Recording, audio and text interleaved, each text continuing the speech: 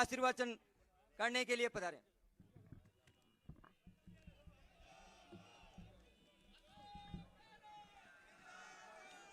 हमारे लोकप्रिय कांग्रेस के उम्मीदवार प्रताप सिंह खजरवास जी,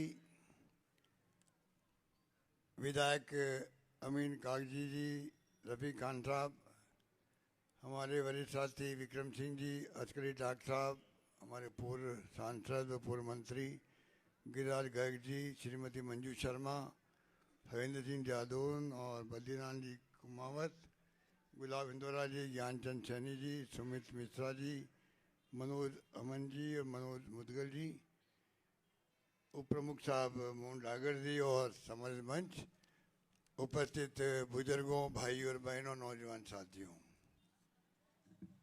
19 तारीख को चुनाव है और कांग्रेस पार्टी ने सोच समझ करके एक ऐसे प्रत्याशी को आपके बीच भेजा है जिसकी अपनी एक पहचान है प्रदेश के अंदर भी और जयपुर के अंदर भी। चुनाव जीत नहीं पाए असेंबली का, हमारे पास लोग आते हैं कहने के लिए साहब क्षेत्र के लोगों को इतना दुख है कि जब वो मंत्री थे तब भी 24 घंटे में कभी टेलीफोन करो रात को 2 बजे उठा लेते थे। ऐसे बहुत कम नेता होते हैं। और अब जो स्थिति है किससे बात करें, तो ऐसा व्यक्तित्व जो अपनी पहचान रखता हो, काम करवाने में माहिर हो, लोगों के सुख दुख में काम आता हो और विकास के अंदर जो पब्लिक ने चाहा वो करके दिखाया। मैंने छूट दे रखी थी प्रताप सिंह जी को, सब एमएलए को, तुम मांगते मांग थक जाओगे, मैं देते देते नहीं थकूंगा।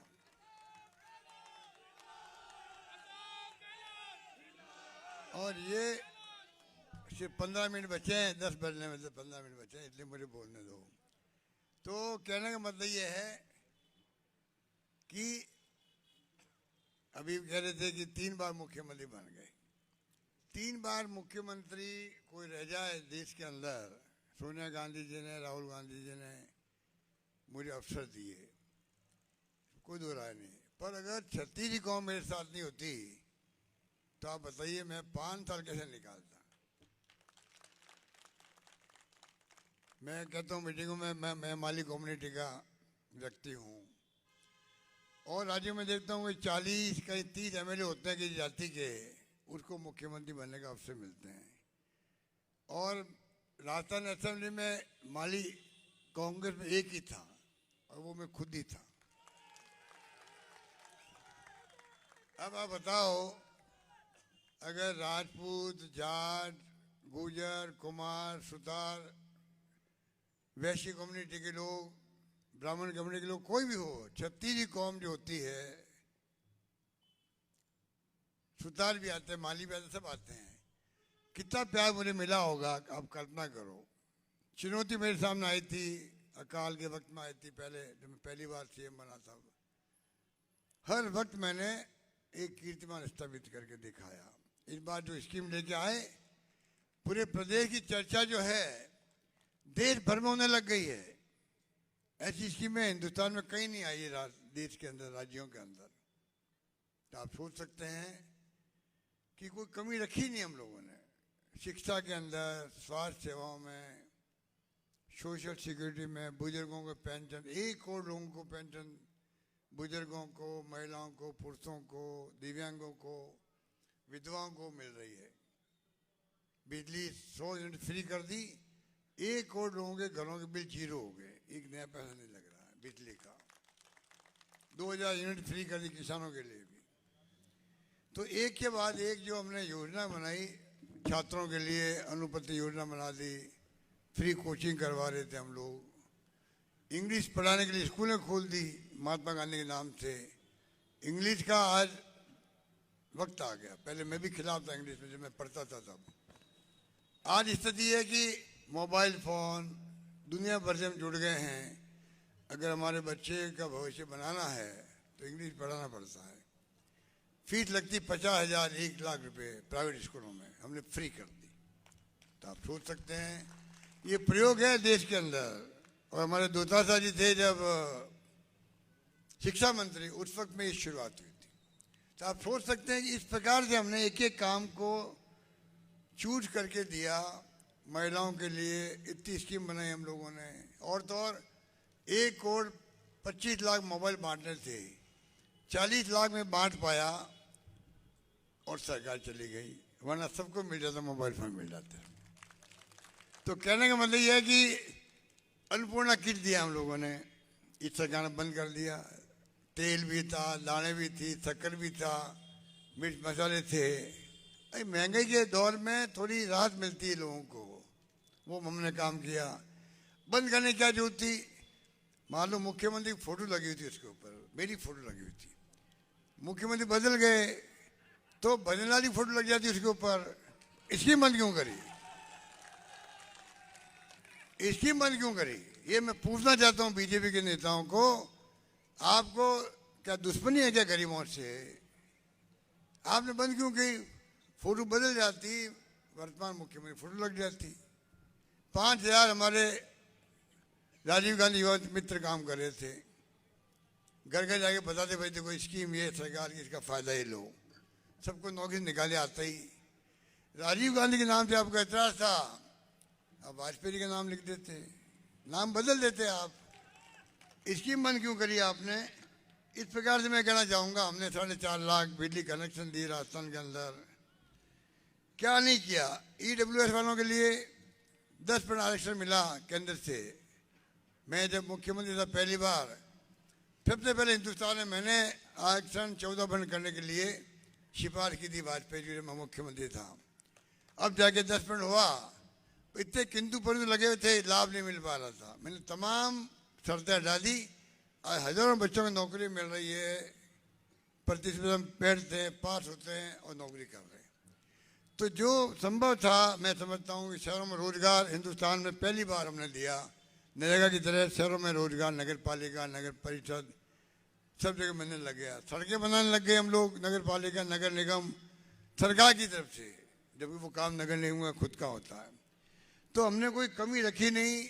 और हेल्थ की बात की गई, आप खुद देख लीजिए, स्वास्थ्य के अंदर जो काम राजस्थान में हुआ है, कोरोना आ गया, भीलवाड़ा मॉडल इतना पॉपुलर हुआ कि WHO जो है, विश्व स्वास्थ्य संगठन, अमेरिका में हेडक्वार्टर उसका है, उसने कहा दुनिया के मुल्कों को अगर बचाव करना है तो भीलवाड़ा मॉडल जो राजस्थान का है हिंदुस्तान में, उससे सीखो और काम करो आगे। मैंने कहा राजस्थान में कोई भूखा नहीं सोना चाहिए। आपको आश्चर्य होगा, 500 VC करी मैंने, MLA से, सरपंच से, वार्ड पंच लगा करके, और प्रधानमंत्री खुद ने 25-30 बार तो VC मौजूद रहे होंगे जब देशव्यापी VC होती। तो इस प्रकार मैंने मैनेजमेंट किया कोरोना का। केरला सरकार, वहाँ पे 70 साल में एक बार कम्युनिस्ट पार्टी की, एक बार कांग्रेस सरकार बनती है। इस बार मैं वहाँ गया तो लोगों ने कहा साहब कि यह तो कम्युनिस्ट पार्टी सरकार है और ये रिपीट होगी। मैंने कहा वो कैसे भाई, अभी तक तो आप लोग बदलते आते हो। कहनी था इस बार कोरोना में अच्छा काम किया। तो मुझे भी उम्मीद थी कि हमने कोरोना के अलावा ही अच्छा काम किए, सरकार रिपीट होगी इस बार। पर झूठ बोल करके प्रधानमंत्री जी, उनके मंत्री, मुख्यमंत्री 5 लाख दे दिए कन्हैयालाल के वहाँ पर, 50 लाख दे दिए मुसलमान को। क्या क्या नहीं कहा गया? रेप हो रहे हैं, डकैती हो रही है। अब जाके देखिए, आज भी खबर मिलेगी, कल सुबह पढ़ेंगे आप लोग, और रेप हो गया आज। अभी मैं टीवी में देख रहा था, मैंने मंगाया लांकड़े पुलिस हेडक्वार्टर से, इतने रेप, इतनी डकैतियाँ हो रही है, चोरी हो रही है, बदनाम हमें कर दिया गया, हमारी स्कीम में पीछे रह गई।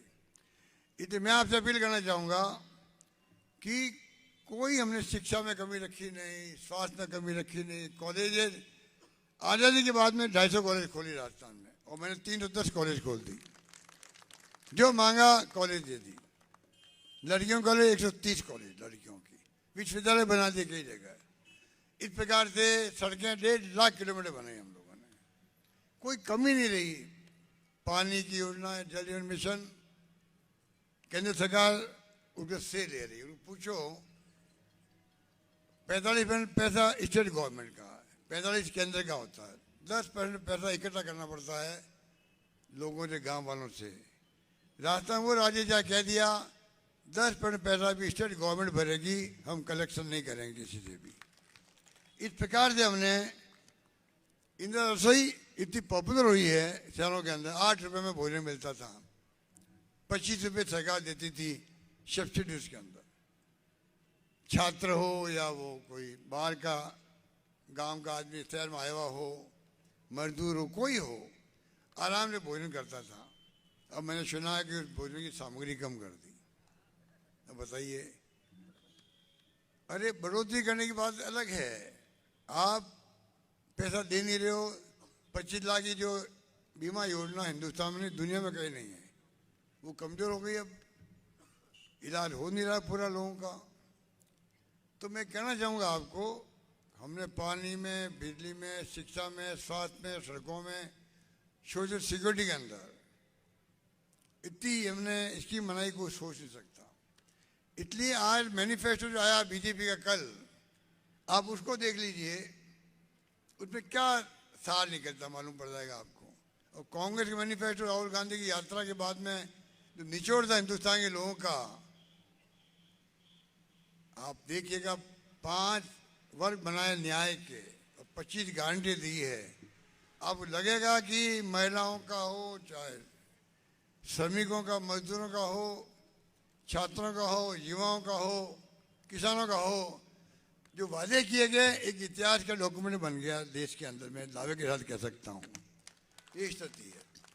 अमित शाह जी यहाँ बोलते हैं, आज ही बोले जयपुर में, पता नहीं कहाँ बोले, कि अगली बार फिर हमारी 25 सीटें हम जीतेंगे राजस्थान में और 400 पार।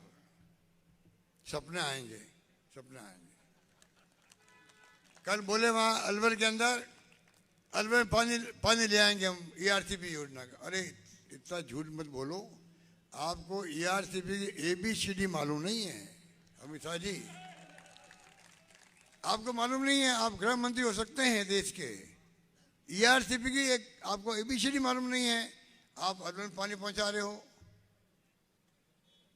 कमाल कर दिया। मैं 4 साल से बोल रहा हूँ राष्ट्रीय परियोजना घोषित करो इसको। प्रधानमंत्री जी वादा करके गए जयपुर अजमेर के अंदर, नहीं की तो नहीं की। जोधपुर के हमारे MP शेखावत साहब, वो हमारे पानी के मंत्री वो नहीं कर पाए। राजस्थान का होकर के 25 MLA MP बने थे लास्ट टाइम, एक तो RLP के थे, 24 BJP के थे। इनको पूछा हम 10 साल में आपने राजस्थान का क्या भला किया, एक प्रोजेक्ट बता दे, ये हम लेके आए हैं। रिफाइनरी लेके मैं आया था मनमोहन सिंह जी के वक्त में, उसको बंद कर दिया इन लोगों ने। कल प्रधानमंत्री बोले बाड़मेर के अंदर परसों कि भैया मैं रिफाइनरी का उद्घाटन करने आऊँगा साल के अंत में। तो मैंने जवाब दिया, प्रधानमंत्री जी अगर आप इसको बंद नहीं करते 14 के अंदर, काम चलता रहता, तो मेरे वक्त में रिफाइनरी पूरी हो जाती। आप प्रधानमंत्री थे, मैं आपको बुलाता वहाँ पर, मैं भी मौजूद रहता वहाँ पर, उद्घाटन करते हम लोग। आपके कारण डिले हुआ 5 साल तक। लोगों को गुमराह कर रहे हैं लोग। एक राष्ट्रीय परियोजना घोषित नहीं कर पाए। जयपुर भी उसके अंदर आता, 13 जिलों के अंदर। रामगढ़ का बांध भरने का मैंने स्कीम में शामिल कर लिया उसके अंदर। तो कहने का मतलब यह है, इस प्रकार से झूठ बोल बोल के सत्ता में आ गए हैं। अब आपके बाद में मौका आया है सबक सिखाने का, और लोकतंत्र में ही होता है, जनता माई बाप होती है। आप अगर प्रताप सिंह खाचरियावास को भारी बहुमत से आशीर्वाद देते हैं, जीत के जाते हैं, आप देखेंगे सरकार की नींद खुल जाएगी। अभी जो कमी लग रही है आपको नई सरकार में, टेक ऑफ नहीं हो रहा है, रिमोट से चल रही है, फर्क पड़ जाएगा उसके अंदर।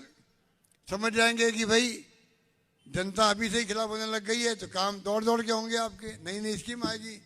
आधुनिक जयपुर बना है तो कैसे बना है? 98 में मुख्यमंत्री बना, उसके बाद में आपके जवाहरलाल नेहरू मार्ग जो है सिंगल रोड थी वहां पर। आज पूरा जयपुर का ओवरब्रिज, अंडरब्रिज कितने बन गए यहाँ पर, कितना विकास हुआ, गाड़ी की गुणी बन गई। क्या नहीं हुआ जयपुर के अंदर? राजधानी दिखती है, दुनिया आगे शादियाँ कर रही है जयपुर के अंदर, स्थिति बन गई है। तो आप सोचिएगा, जयपुर राजधानी आज देश की सबसे पॉपुलर राजधानियों में है। ये राजधानी आपकी राजस्थान की राजधानी जयपुर, कोई कम नहीं है। इसलिए मैं आपको 2 मिनट 2.5 मिनट बाकी बचे हैं, मैं जो बोल रहा हूँ उसको आप समझ लीजिए कि मेरा आपसे आग्रह है, आपसे निवेदन है, कृपा करके माहौल बदल रहा देश का, लोकतंत्र खतरे में है, संविधान बाबा साहब अम्बेडकर की धज्जियां उड़ रही है, संविधान को बदलना चाहते हैं लोग कहने लगे आगे चुनाव होंगे कि नहीं होंगे, ये माहौल बन गया। ईडी, इनकम टैक्स, सीबीआई राज कर रही है देश के अंदर, लूट लिया देश को, ईडी भेज भेज करके बॉन्ड मंगा लिए, इलेक्ट्रल बॉन्ड, आम जनता समझ नहीं पाती है। 2 मुख्यमंत्री जेल में बैठे हुए हैं। अमेरिका, जर्मनी आलोचना कर रहे हैं कि क्या मजाक बनाएगी हिंदुस्तान के अंदर, चुने हुए प्रतिनिधियों को मुख्यमंत्री जेल भेज दिया आपने। ऐसे ही जेल भेजना था तो चुनाव के बाद भेज देते, अभी चुनाव में लड़ेंगे वो। कांग्रेस खाते बंद कर दिए, यूएन बोल रहा है, संयुक्त राष्ट्र संघ। कैसे लोकतंत्र बचेगा हिंदुस्तान के अंदर?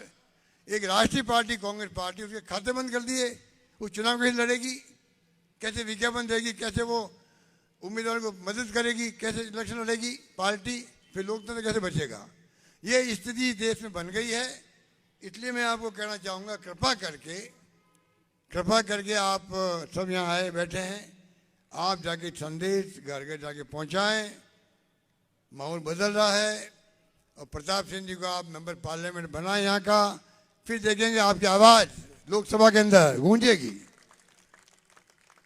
आपको लगेगा एक प्रतिनिधि गया है, पहले वाले प्रतिनिधि ने क्या किया आपको मालूम है। जब से बीजेपी वाले एमपी बनते आए, कभी आवाज़ सुनते हो लोकसभा में कौन क्या बोल रहा है? और ये देखिए आप, ये शेर है, शेर। राहुल गांधी कहता है ना बब्बर शेर, राहुल गांधी की भाषा में बब्बर शेर है, बब्बर शेर है। तो आप सोच लीजिए। आपको मैं निवेदन करूंगा, आप कोई कमी मत रखना। यही बात करता मैं अपनी बात समाप्त करता हूँ। धन्यवाद, जय हिंद, धन्यवाद।